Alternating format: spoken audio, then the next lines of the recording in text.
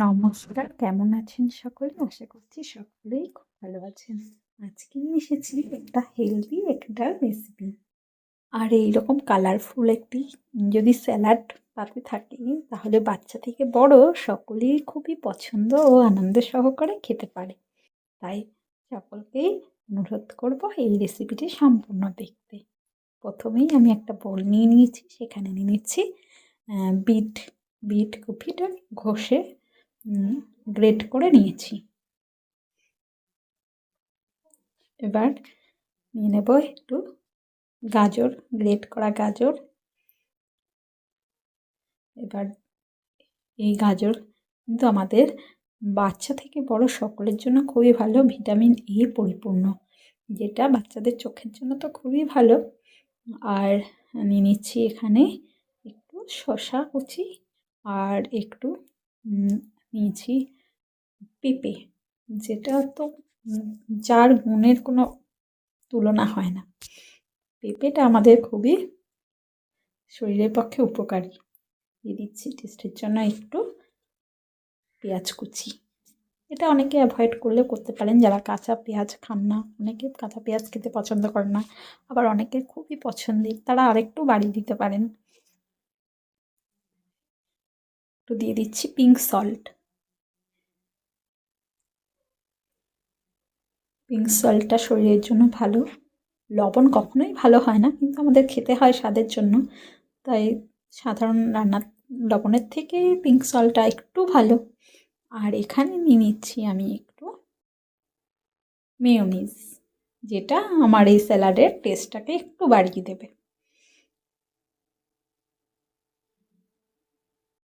এবার আমি এইগুলোকে সুন্দর করে মিশিয়ে নেব। আমার এই স্যালাডের রেসিপিটি যদি আপনাদের ভালো লেগে থাকে, অবশ্যই লাইক, শেয়ার ও কমেন্ট করে জানাবেন।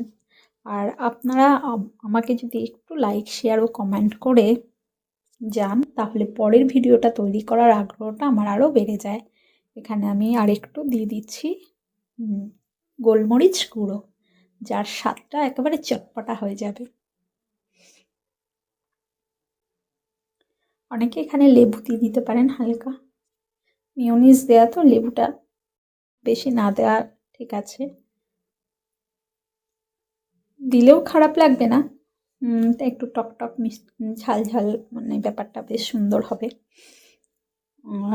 আর আমি এখানে নিয়ে নেব একটা ডিমকে গ্রেট করে, সেদ্ধ করে রাখা ডিম, সেটাকে সুন্দর করে গ্রেট করে নিয়ে নেব।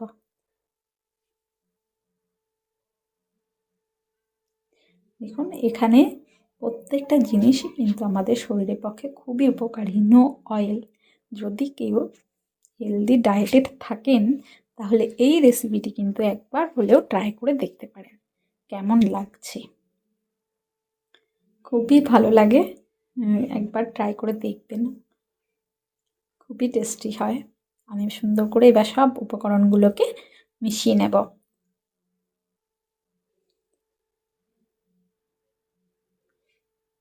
ভালোভাবে প্রত্যেকটা জিনিসেরকে ভালোভাবে মিশিয়ে নেব, প্রত্যেকটা উপকরণ যেন একসঙ্গে মিশে যায়। দেখুন কালারটা কত ভালো লাগছে দেখতে। পুরো সব কিছু মিশানোর পরে কালারটা আরও চেঞ্জ হয়ে যাবে, তখন বাচ্চাদের কালারটা দেখলেই তো খাওয়ার আগ্রহ বেড়ে যায়। আর শরীরের পক্ষে কিন্তু খুবই উপকারী এটি।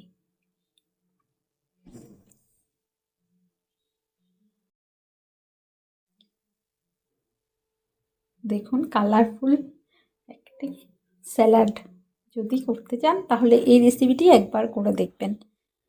আর সকলকে আমার একটা অনুরোধ, অবশ্যই লাইক, শেয়ার, সাবস্ক্রাইব করবেন, কমেন্টে জানিয়ে যাবেন কেমন লাগলো। আপনাদের এক একটা কমেন্ট আমার একটু একটু করে অনুপ্রেরণা জাগায়।